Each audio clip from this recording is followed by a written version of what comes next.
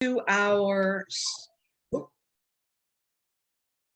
welcome to our Suzi Salon on leadership, models of leadership.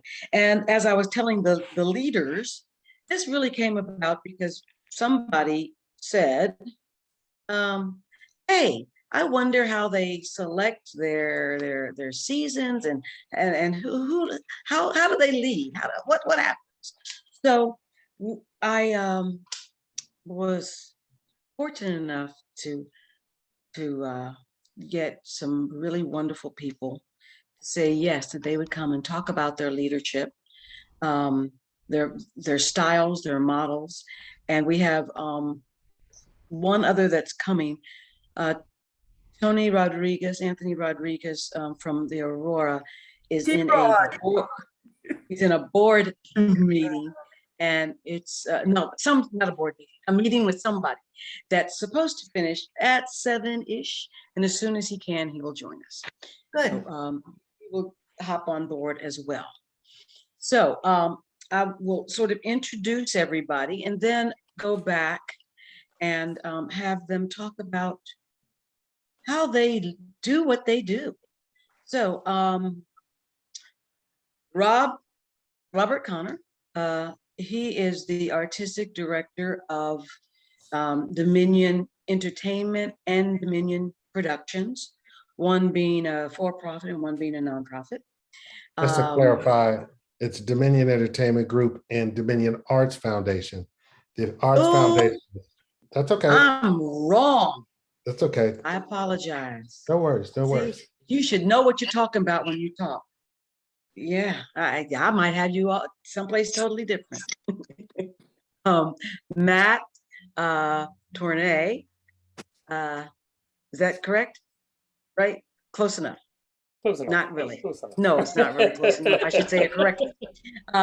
He is the artistic director of Theatrical Outfit. And we talked just a little bit about him being in a unique position that he began a reign at the beginning of the pandemic. We have Sawyer Estes with us, who is with Vanal and Sear, and they have a unique style as well. And then we have Carolyn Cook, who is the artistic director of Tetra de Rev. So let's start with Carolyn, because I said her name fast. So Carolyn, Hi.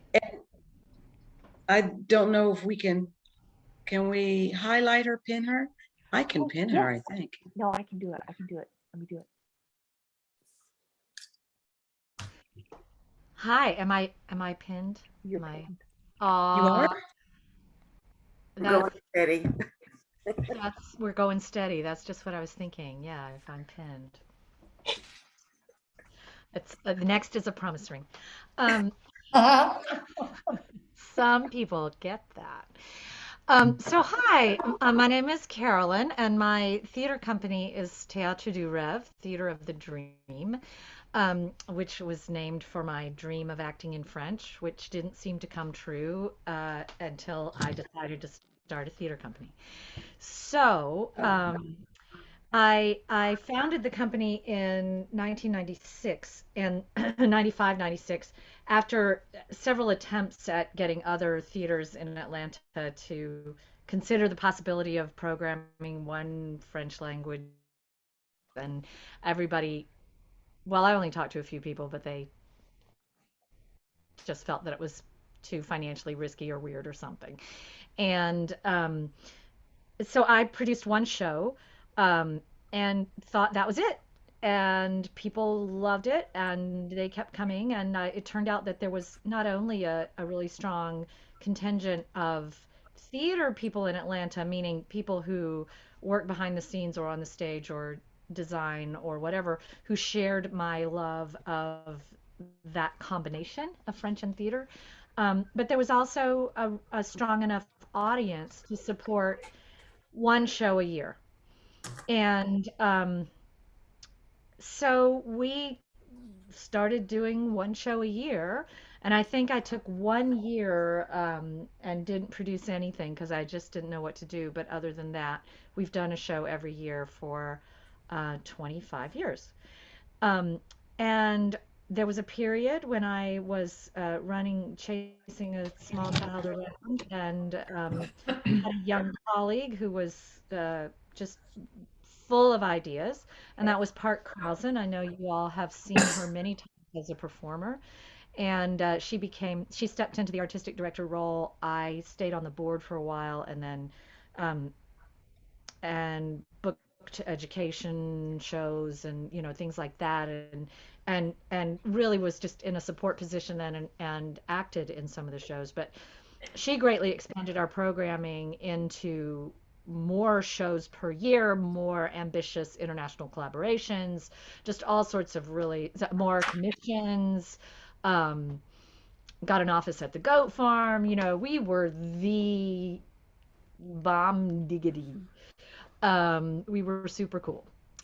Um, and uh, and then the collapse of everything financial came in 2008, and things started to become more and more difficult, and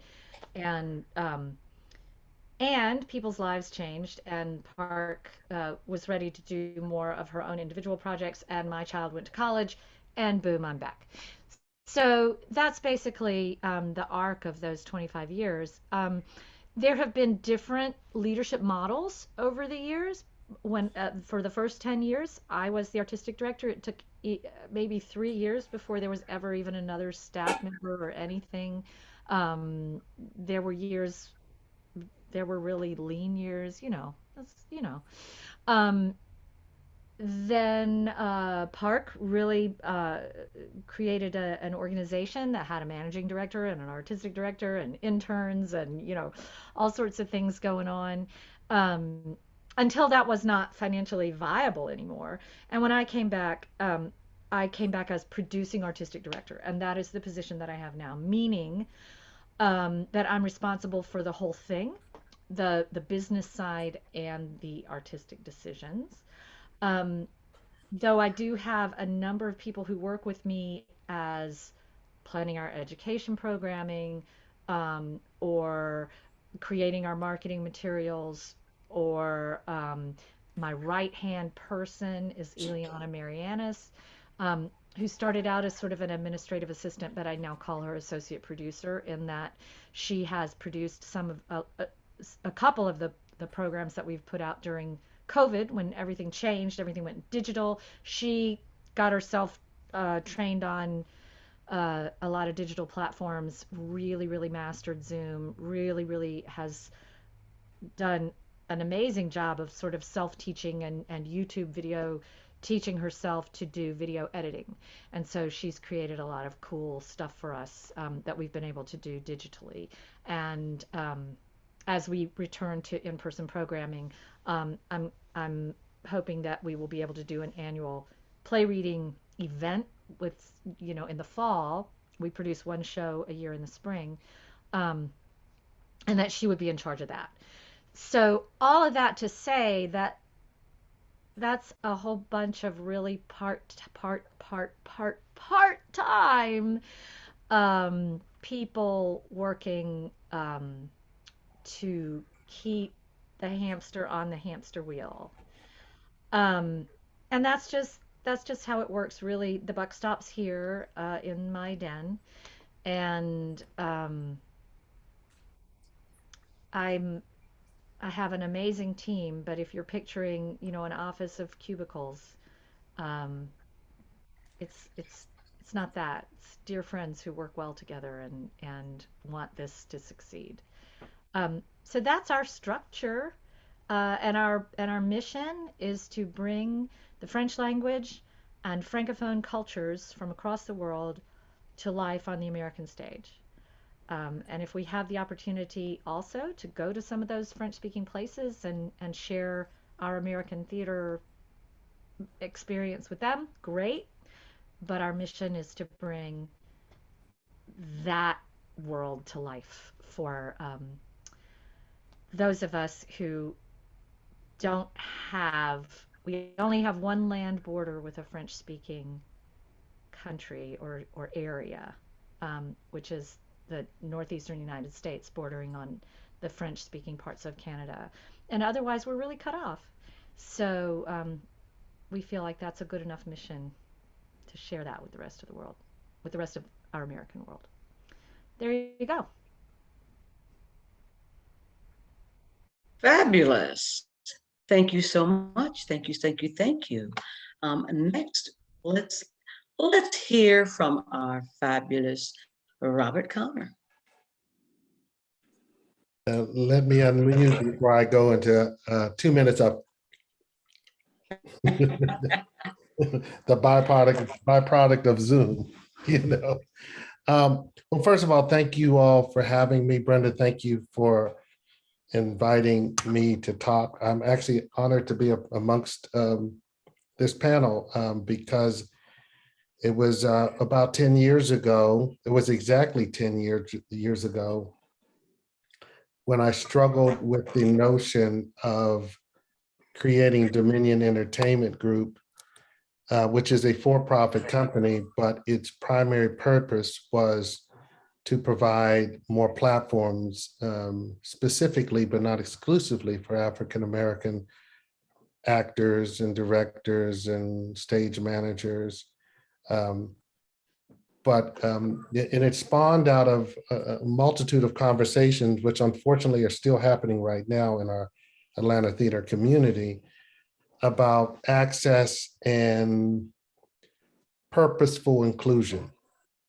And I was just dumb enough to listen to my friends, you know.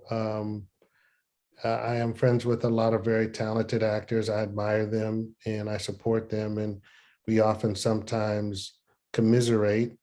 And in one of those commiserations, I walked away saying, you know what? I'm just going to start my own production company.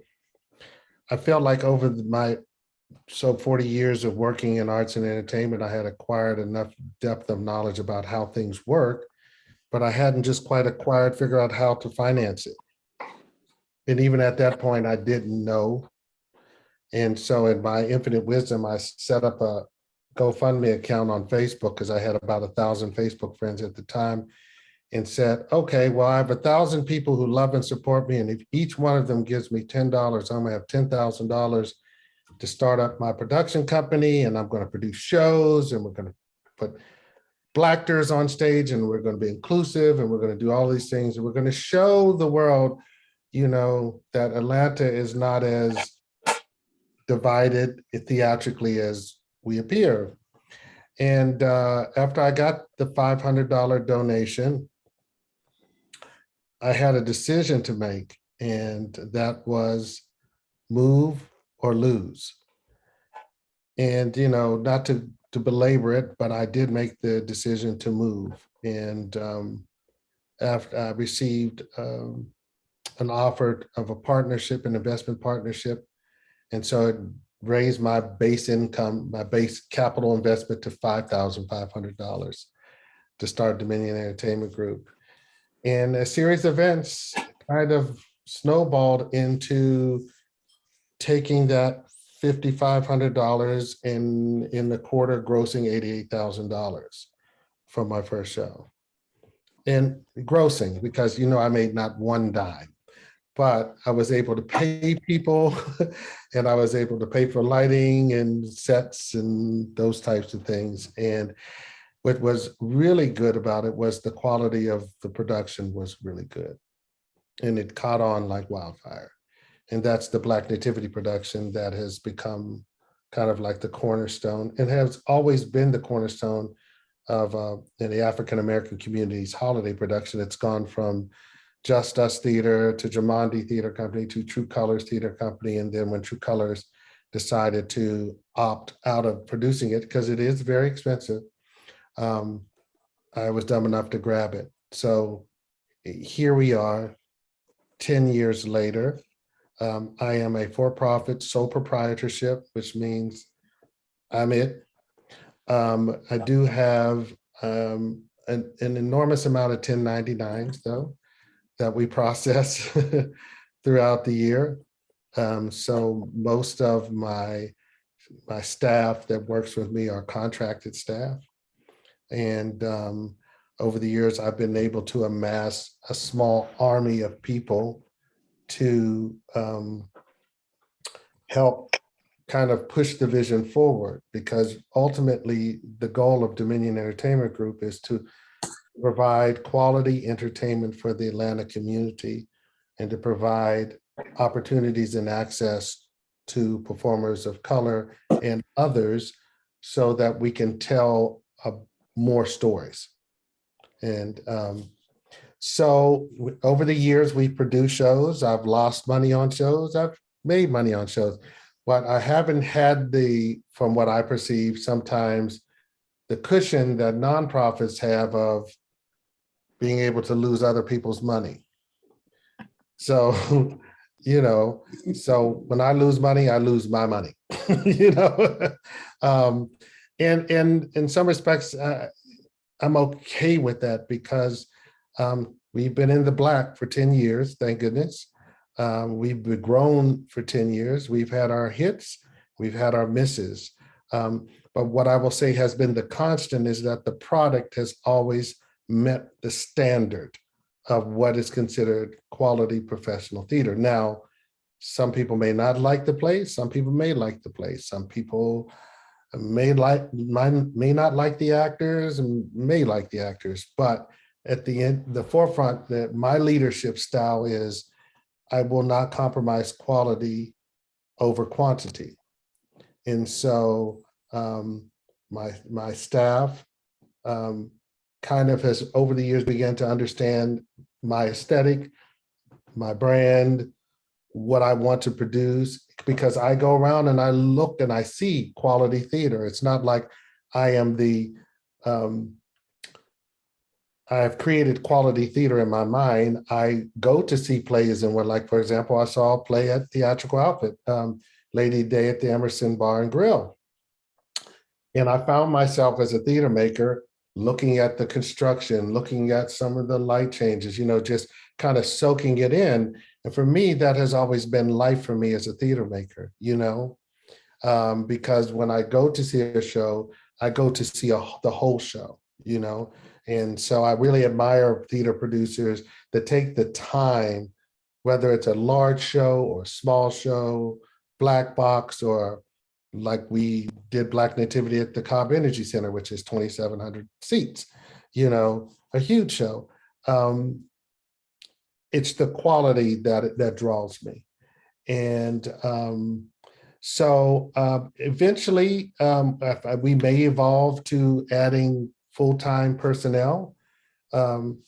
However, I am proud of the gains that we have made in the pandemic. We filmed a stream version of Black Nativity that was produced like a film, and it was very costly. And we were concerned, as we spoke earlier prior to this meeting starting, about the outcomes, but we lost, but we gained way more than we thought. So we know our audiences were loyal. And so we just want to continue to Dominion. We want to continue to expand the body of work. We want to continue to collaborate with other theater companies. And we want to invite the Suzi members and the Atlanta theater community, to really be more intentional about how you, like, if you take a look around where you are, take the blinders off and bring that into your building, right? The thing that we often do is we have our own little niche and we like that. I had this wonderful debate with one of my colleagues years ago because I kept feeling I was being pigeonholed. I have an MFA in theater and I've, got a little bit of experience under my belt, but often I was kind of tapped to do niche things. I'm saying that politely. You can substitute niche with anything you like, but they were tapping me to do niche things. And I said, wait, hold on. Why am I the niche guy, right? And so I challenged them. I said, okay, well, name 5 Black playwrights, and you can't say Lorraine Hansberry, August Wilson, name them. I said, okay. So I have to know Moliere, Brecht, August Wilson, Lorraine Hansberry, but you're okay in your own lane. And so what I invite the Atlanta theater community to do is to really, really just take a breath and go, okay, where are we and how can we do better by each other? Because one thing that I know that theater has done for all of us, it's been life-changing. It's changed our lives. That's why we're still stuck in this poor man's occupation, right? In the city of Atlanta film, because it's valuable to more things than just the fiduciary benefits. It's valuable to our lives and our community. So one last little plug, I do have a foundation that I created because one other byproduct of kind of the polarization of Atlanta theater is Black and brown people. Thank you, Brenda. I'm gonna shut up in just a second. Black and brown people tend to be excluded from training, learning how to be stage managers. And so Kate Warner serves as our executive director for Dominion Arts Foundation. So ask Kate more about that later. So, because I'm gonna shut up. And thank you so much for listening. Okay, wonderful. So let's go to Sawyer. Hello. Oh man, y'all both talked in such great detail at such length, and I'm gonna try to keep up. Those were both really good. Okay, we've been around for 6 years. We started. I run Vernal and Sear Theater. I'm one of 5 co-founders. We now have 6 partners now. I would be, in some ways, maybe the assumed artistic director, but we don't have any positions. We function basically purely on how we have developed a working relationship over a number of years, and as we continue to grow as a business entity or whatever that means, we are ironing out certain positions and certain structures. But right now it's anarchy, and we're all 6 people with basically equal voices, and we trust certain people to do certain things and other people to do other things. But yeah, we were formed 6 years ago, essentially in a bar. Aaron, my partner, who I run the company with, one of the company members is my partner. We've been together 8 years. We met in New York. She was an actor at NYU. I studied at the University of Houston. I did one show in New York, and it was a terrible failure, and it cost a ton of money, and I hated the city. And I was basically in a living room paying like $7,000 a week or something to make a play. And I said, every play that I saw that was of any value in New York came from Europe.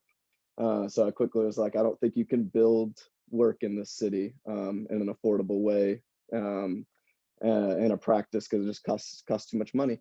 So we moved to Atlanta. We met, we had a roommate who we met online who just happened to be moving from Nevada, and she's an incredible choreographer and director and actor. And we were like, hey, we want to start a theater company in our living room. And she said, let's do this. I'm getting some chats. Vernal and Sear Theater is the name of the company. And so we started working out of Rob Mello's space in Doraville. We did 4 or 5 shows there. Rob was incredibly generous. We did those shows for free, basically. He saw the first show and said, I believe in what you're doing. I'm not going to charge you a penny. And it allowed us to build an audience. We sold 90 tickets for the first show. It was a Mac Wellman play. 90 tickets to the first show online, and then the last show, from word of mouth, we fit 130 people in a black box that's supposed to seat 40.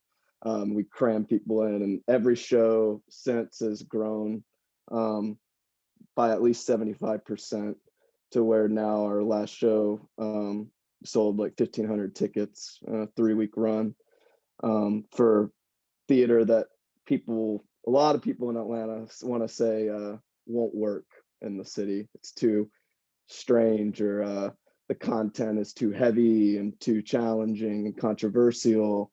And we are growing over 6 years, a very young audience, a very diverse audience.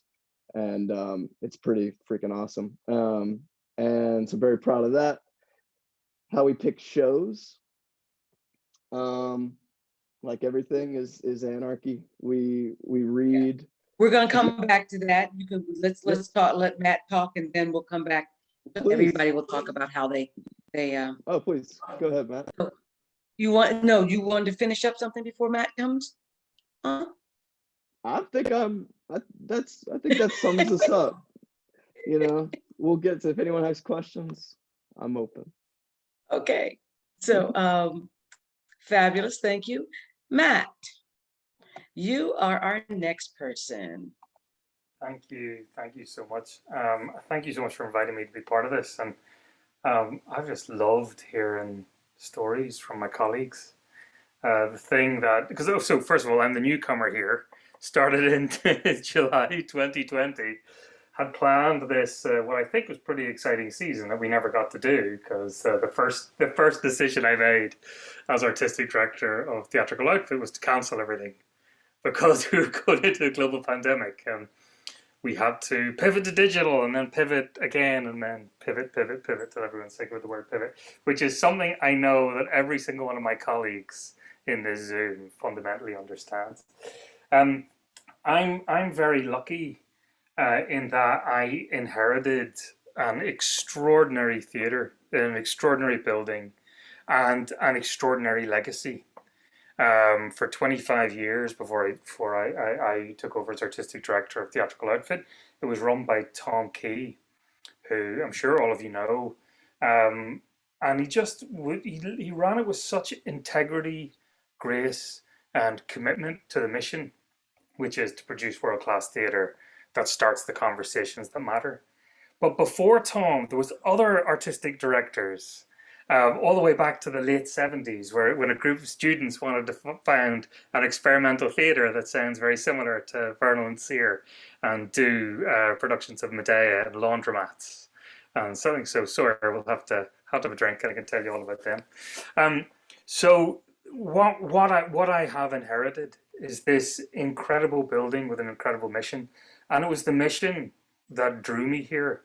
And both halves of it. The first, world-class theatre, because what I saw when I was coming down here and seeing shows is that the artists who call Atlanta home are as good as any artists I have seen anywhere in the world. And I speak with some experience, since I was not born here, so you couldn't tell by my funny accent. But having worked in New York, having worked in DC, the artists who are here are just extraordinary. And there is a connection to something deep here. This strange, complicated history, this strange, fragmented city with things that are explicit and things that are implicit. It's a very rich place to be an artist. And this is something that I see as an audience member. And it's something that is at the core of all the decisions we make at Theatrical Outfit under my leadership, is what does it mean to make theatre in Atlanta? Where is Atlanta in the work? How are we a mirror to our community? How are we engaging with them? And then the second is this idea that our work should start conversations that matter, which basically is like my personal artistic philosophy. And when I found a theatre that embodied it, I was like, please let me take this over. This is so exciting. The theatre to me is one of the last remaining spaces for true public discourse. Like everything is moving online. Everything is moving online in all of these different forms. Technology is changing how we communicate. And there is something inescapably powerful about experiencing art together in the same space as the artists. There's something ancient, and no matter what you do with it, no matter how you dress it up, whether it is something very traditional or something very experimental, that live charge enables us to engage with powerful questions, not just with our minds, but with our emotional being and our souls as well. And I think that when we think about conversations that matter, not just being political conversations or issues plays, but way back to Socrates' challenge that an unexamined life is not worth living.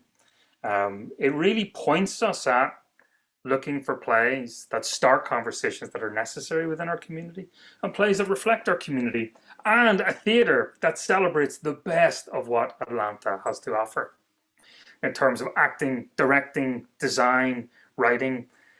And obviously that's been a bit of a challenge during a pandemic when you've got to kind of find digital ways to do it. But as we have been reopening and as we've been building back, those values have really been serving us incredibly well. And I think are orienting us towards quite an exciting future of theatrical outfit. So 40-year-old, 40-something-year-old theatre now, I can't remember the exact age, founded in 1979, so someone that's better than math, better at math than I can figure that out. We are in a historic building right in the heart of downtown that used to house Heron's restaurant, which was one of the first restaurants in Atlanta to voluntarily desegregate. And when the building was built or the theatre was renovated by Tom Kay in 2005, it was done with the highest green standards at the time. So I like to think of our work sitting on these twin pillars of conscience, and that being like a powerful call to action for what we're going to do going forward. We got what we call the 3 pillars of our programming. The main stage plays, we do 5 of them a year, which tends to be 4 really exciting Atlanta premieres. Some years we'll do something around the holidays, it's more family focused. Some years we won't. Depends on what conversations are necessary in the community. And then speaking of our community, our middle kind of pillar of programming is our community engagement programming, which is not just conversations, post-show discussions, podcasts, and things around the work, but we're starting to do projects that engage with the homeless community downtown under what we're calling the welcome table. And we're about to pilot this summer a brand new project with the Boys and Girls Club called Rhythm and Revision. That's designed by my partner in crime, Adaye Moon, who's our Associate Artistic Director. That's a 6-week boot camp in spoken word, hip hop, theatre, and performance. So we can basically pass the skills on to Atlanta youth. And that's going to culminate in a performance at Theatrical Outfit with these young artists and their families. And then the third area, which is one that I'm particularly excited about for the future of the theatre, is a commitment to developing new work. We really want to kind of offer Theatrical Outfit as a home for new play development for the city of Atlanta. So we've set aside funding for commissions of new plays, workshops to develop new plays, readings of new plays. We do the Unexpected Play Festival with our partners at Working Title Playwrights, which is 4 Atlanta or 4 readings by Atlanta-based writers that resonate with both of our missions. And this is brand new. We're about to announce it in our season announcement next week.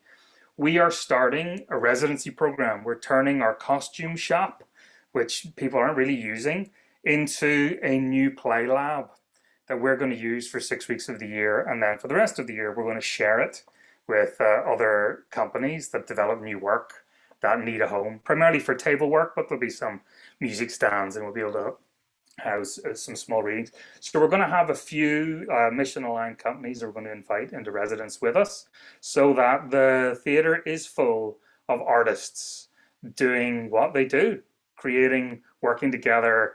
Our hope is that we build upon partnerships within the community and partnerships with other organizations, so to start some kind of like cross-pollination, like of companies working with each other, or artists, like if they create a play that isn't quite right for us, it might find another home somewhere else, and that we can build a holistic community that supports one another. There are 2 kind of foundational ideas in my personal leadership philosophy. The first is very simple. Everything we do needs to be grounded in integrity and kindness, and that's it. It's really that simple. And I think if there's one, sorry, this really gets me, because if there's one lesson to be taken from the last 5 years, because before the racial reckoning, we had the Me Too movement, was that there is not enough kindness or enough integrity in our industry. And we need to create that. Otherwise our very purpose, I think, will be brought into question, or we're going to be handing on trauma down through generations. So for companies that run training programs like Theatrical Outfit, I think it's very important that we live our values in kind of powerful ways. And then the second idea is one that I borrow from Zelda Fishhandler, who founded the Arena Stage in Washington, D.C., who said that leadership is not standing at the tip of a pyramid, but at the center of a circle. And when I think about what that means, it's you have to share. No one person can carry it all alone, and no one person has sufficient brilliance.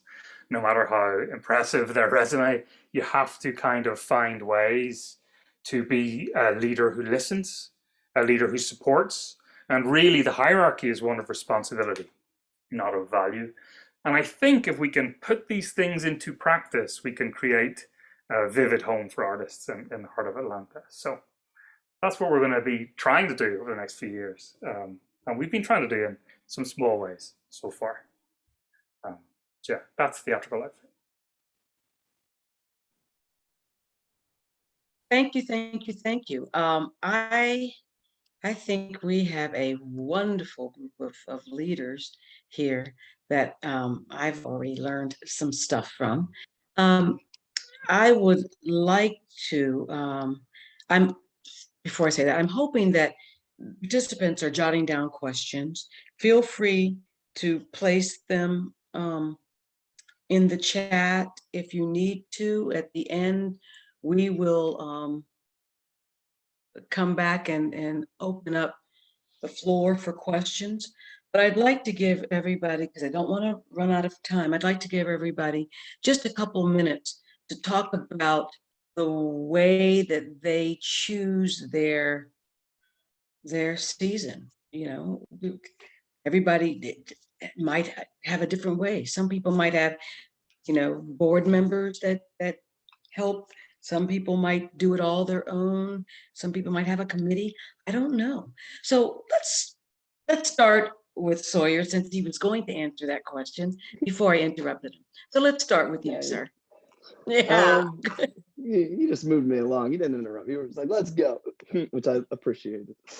So we, I hesitate to say that like, we would call our model currently a European model. I mean, it would be like the closest thing to what you would say. We have no traditional season. There is no plan to do even one show a year.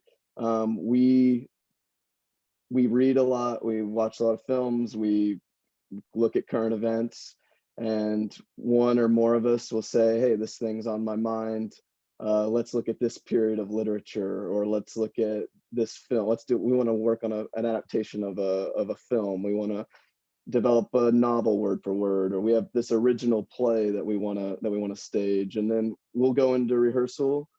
We don't have a traditional rehearsal process. We've worked on plays for 6 months at a time. Our last show we did 150 rehearsal hours for.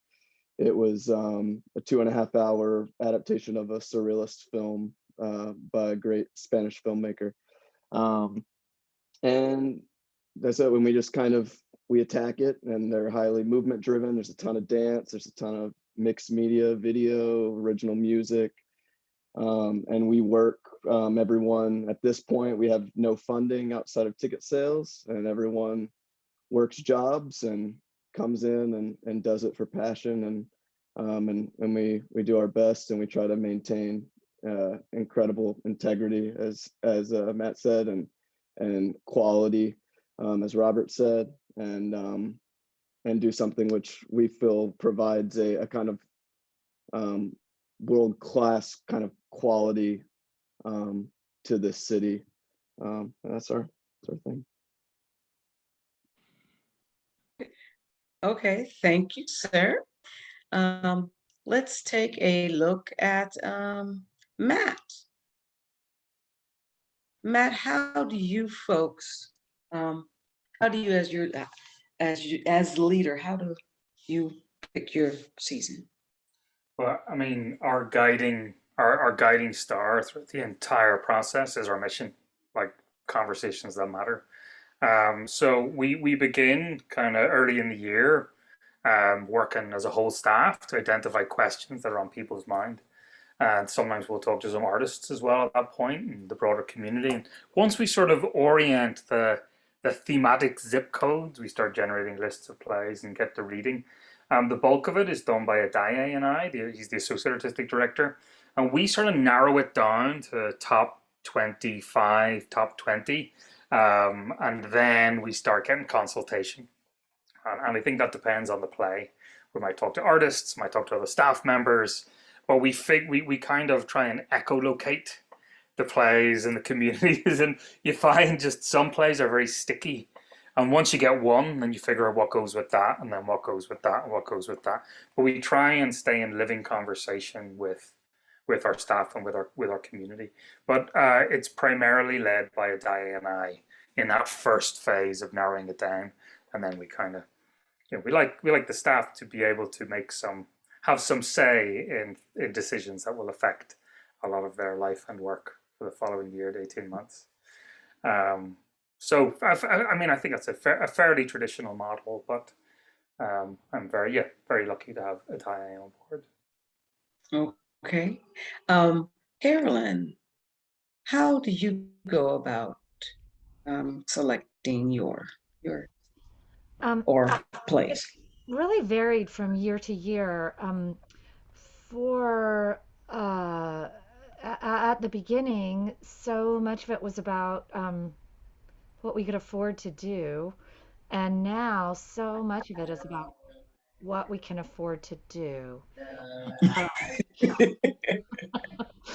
it's it's definitely and I'll tell you partly where that comes from is that um, when I started the company, I was 35. I had done a lot of theater for passion, and I felt very strongly that that was important.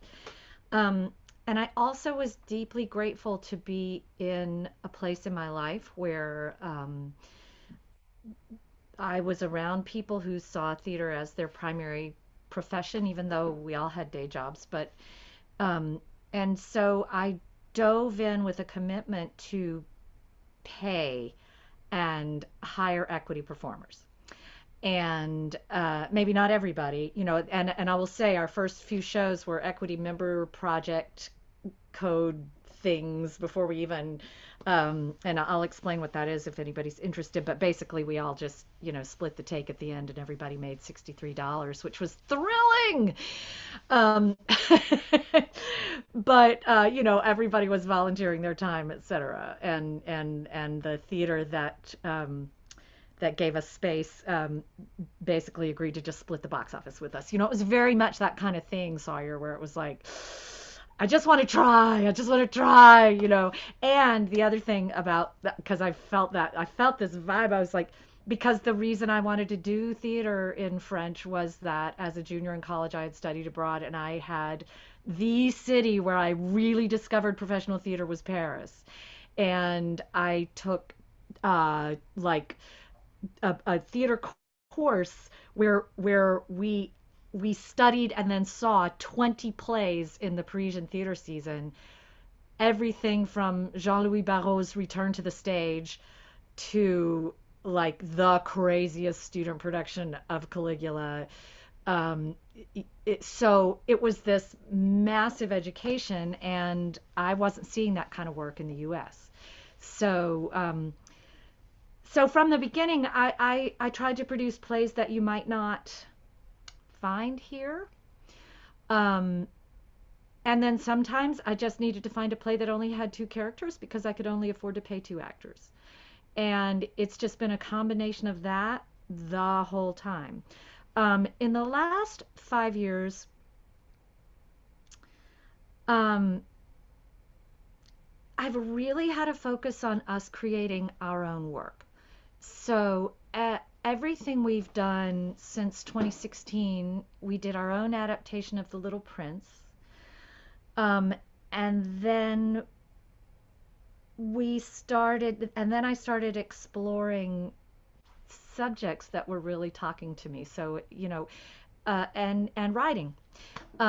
So we created a play about 17th century female French fairy tale writers who were best-selling authors published in multiple languages whom you have never heard of because the history books did not get written about them.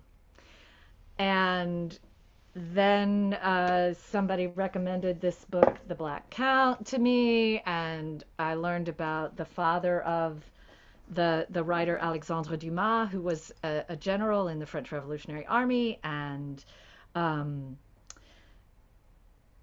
you'd never heard of him either. And it just, we found a voice trying to tell stories from the French-speaking world that maybe our audience didn't know.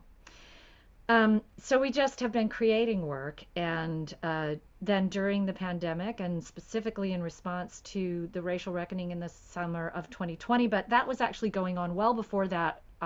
Thank you for bringing that up, Rob, because this conversation has been going on for a while, and so we just decided for the first year of the pandemic to produce sort of, well, we call them salons, conversations, they were on Zoom, about writers from around the Francophone world.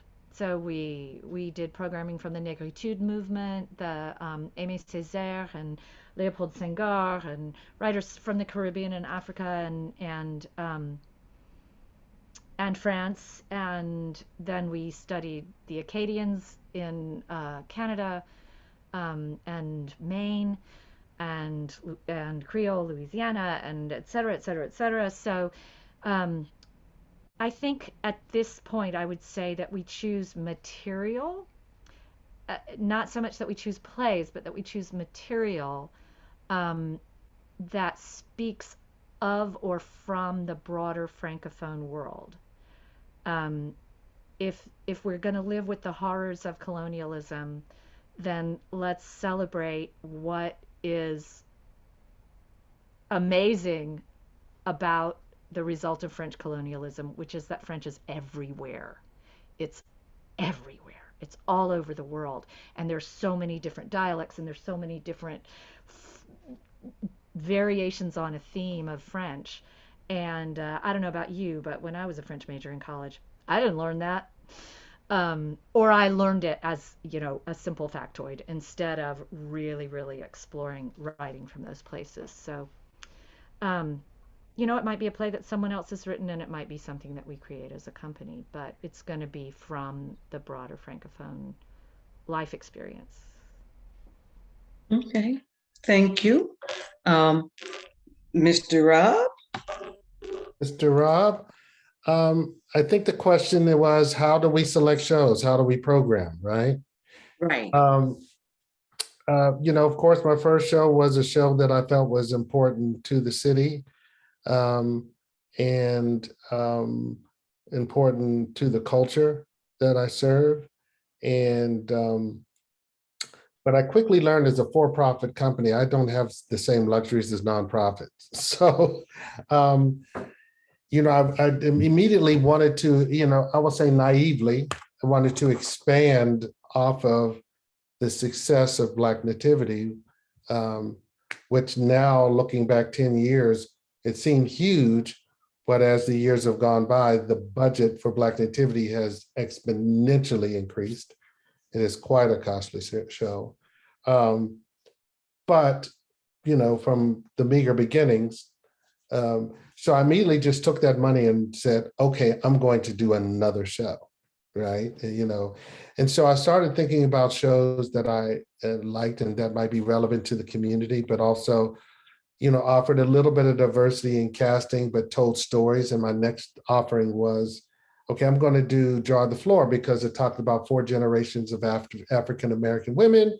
It's a little comedic, and it also kind of stays in the lane of my consumer, because, for a for-profit company, you run the risk if you're not selling to your consumer in a very specific way. And I learned that with Jar the Floor, because it didn't have a name that the customers recognized. And after I had lost so much money on the show and got to a point where I couldn't even pay out my last payroll for the show.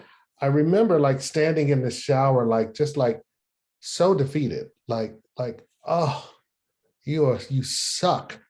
You are horrible, and people were gracious, but it was to me such a black eye because it's important to me that artists understand their worth. And I've been an artist before, and I've been jerked around and cheated and not paid and misled. And, I never wanted anybody who worked for me to get that impression of me.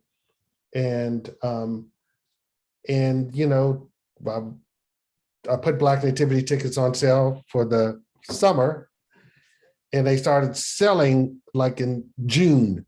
I was like, oh, well, I can pay people now. Okay, here's your money, right? And so what I saw, the lessons that I learned is that sometimes you have to have an anchor show that sells, and then you find smaller projects that are accomplishable.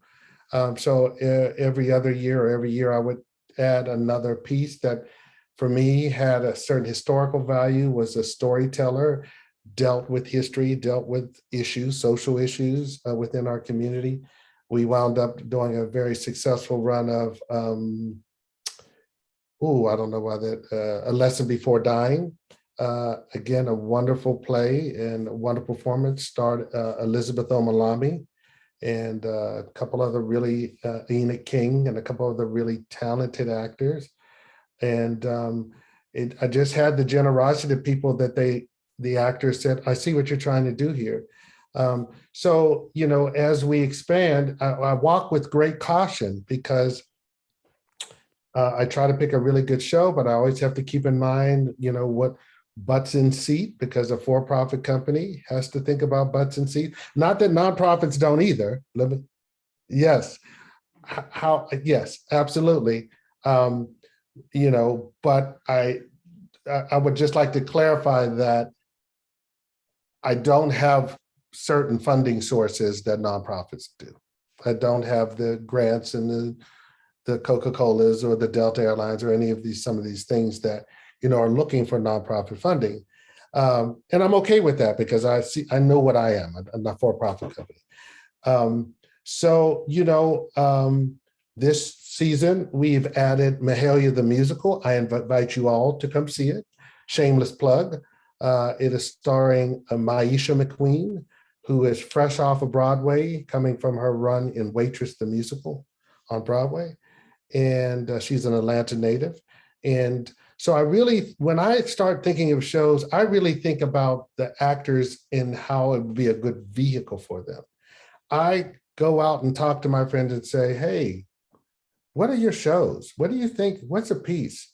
I survey my friends, not just Black actors, but just actors in general, to say, what will be a next piece? But then I always have to keep in mind is who butters my bread, right?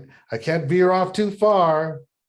I can't wait till I can turn the corner and do these eclectic plays and edgy plays, but I know right now I have to take baby steps and kind of cultivate my audiences, my Black Nativity audience, which is a primary religious group of people, African Americans, church-based people, to understanding and appreciating theater. But I think that that's a benefit to the mission of my company too, because I'm bringing a whole group of people who may not be exposed to certain aspects of theater or have a homogenized appetite for theater or a perception of what theater is.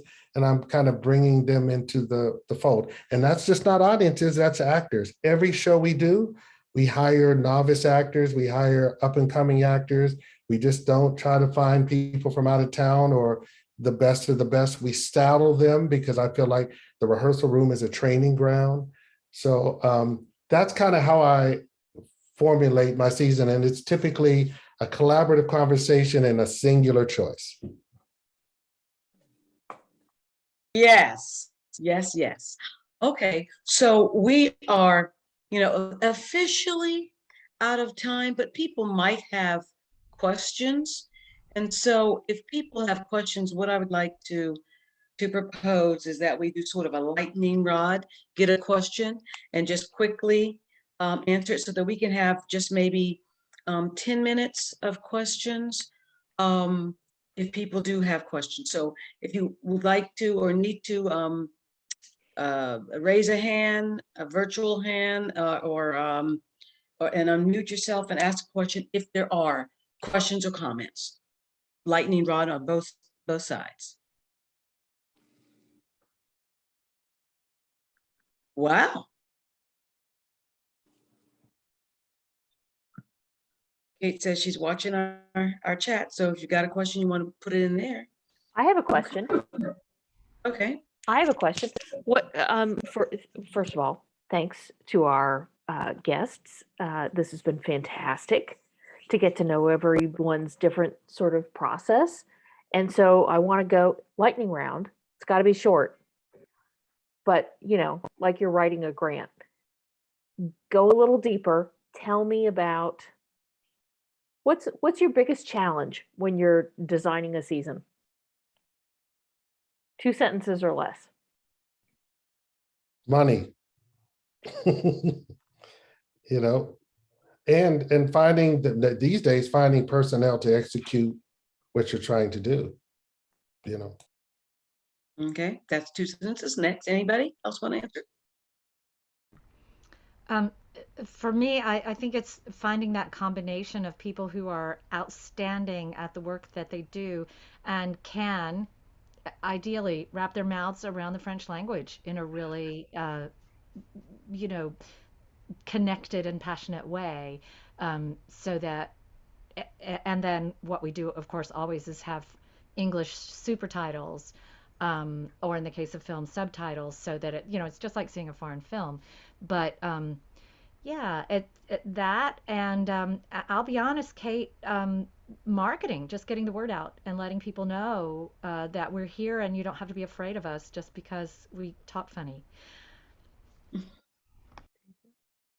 The other 2 want to or don't want to answer? I mean, Okay. Robert said it. We've got Okay. a great. He We've got needed a, to say for everyone. Does It's a- it keep me up at night? And then does it keep the others up? And then if it does, it's worth it. Okay. Well said. There's another question in the chat here. Great question from Tony Rivers. Leadership is often required to solve problems. What is one of the most creative ways you have solved a problem? Lightning round. Problems are long answers. I'll say Man. I've got one. And it actually has to do with the show that I'm shilling right now, which is Code Noir, which is a film of a play that we produced in 2019 and then made digital this year.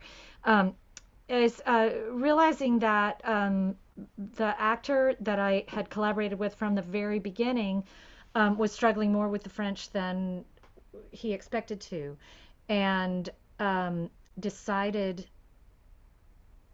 we decided to build a show around that and create it in 2 languages.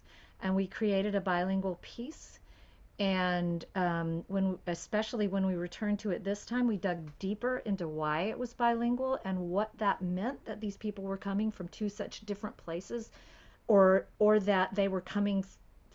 Anyway, we really played with language because language showed up as our biggest challenge, and we just incorporated that into the piece. That was a really exciting problem that turned into a huge discovery. Wow. I got one.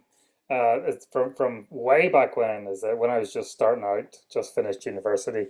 I was working on this cross-border project in Northern Ireland that was aimed at sort of solving some of the problems of violence in my hometown of Belfast. And what we came to learn, me and the other workshop leaders, was that there was very little in common between Protestant people from Northern Ireland and Catholic people from Southern Ireland, and they did not have any shared cultural language to kind of make theatre with, except they all were teenagers who thought theatre was deeply uncool. So we used that as the hook, and we said, this isn't a theatre workshop, It's a film workshop. We're going to write and make short films based on your favorite kind of superheroes, cartoon characters, whatever. We just shift the, just threw out all of the kind of like fancy language and basically just got them to be teenagers doing theater games that we were pretending were film games, even though none of us had ever made a film or knew what we were doing. But it just that kind of shift in focus created a point of connection, and it's a lesson I've never forgotten.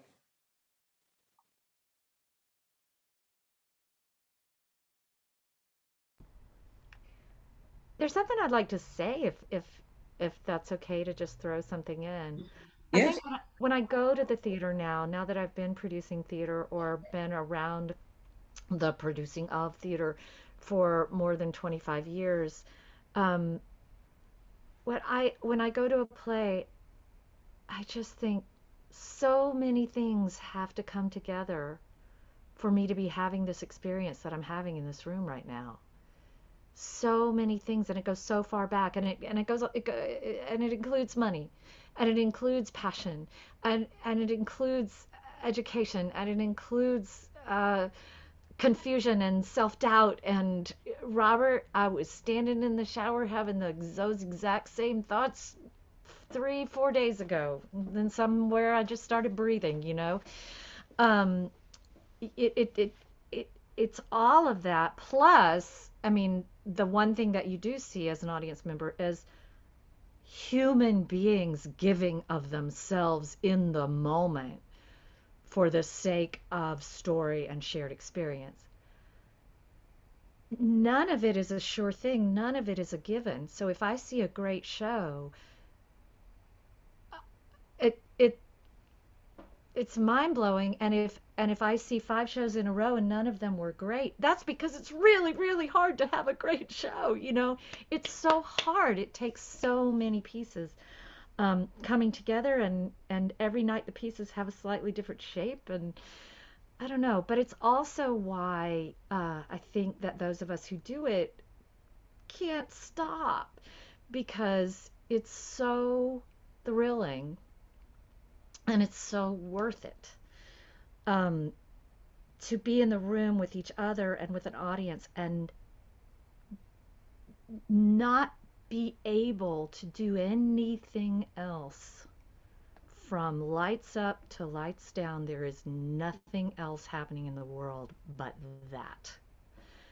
And that is a Zen experience. And I just, it might be a good Zen experience, and it might be an okay Zen experience, and it might be an amazing Zen experience, but it is one. And yeah, that's it. That's if I Well, had one thing I got to say to people, it would be that. I think that speaks so much to what our judges go to theater to look for in excellence. We go for that experience that brings everything together, that brings the lights and the sound and the costumes and the actors and every single part that you talk about that makes it excellent. Um, or maybe not, but hopefully excellent. And so when our judges have the opportunity now to go to a show and our members and experience that, having heard the four of you talk a little bit about the process, I think will broaden the experience for us, um, so that we're not just trying to do a checklist of what looked good or what sounded good, but from your mouths, you have told us, so all of you have said, what is there a passion about? What so if the passion is missing, maybe it's not excellent. So I would like to thank all of you for coming, taking your time, spending your evening with us. Um, and I would like to encourage you to continue to thrill us with your work and with your passion. We are officially, I turn it officially over to Kate to say our last goodbyes. And I know that there was another question, but I think we can stick around and ask that or deal with Yeah, that. there was a specific question about sort of COVID protocols and where things are standing right now, and I think we can let that for those who want to stay. You can stay, and I will leave the Zoom up so that you all can chat. Please help me in just giving a round of applause for our panelists and for the fabulous Brenda Porter and all of the hard work she does for all of these. She always wants to make these interesting, relevant conversations for not just the theater community, but very specifically our judges, because the more context we have, I think the better we do. And that I is our cannot goal. take this all by myself, though. Kathleen McManus, who could not be with us today, was very instrumental in putting this panel together. So please include her in that applause. Yes, Kathleen McManus. Thank you. Yes, absolutely. So we still have to set our sort of next 3 salon dates. That'll happen very soon. We'll put it on social media. We'll send an email out, ask you all to share that. Coming up, I know there will be yet more conversation about the new guidelines for the Suzi Awards, and we continue to work to sort of streamline and clarify. They're set now, and now our goal is just to continue to make them easiest to understand. So that'll for sure be coming up in May and June. We are actively recruiting judges for next season.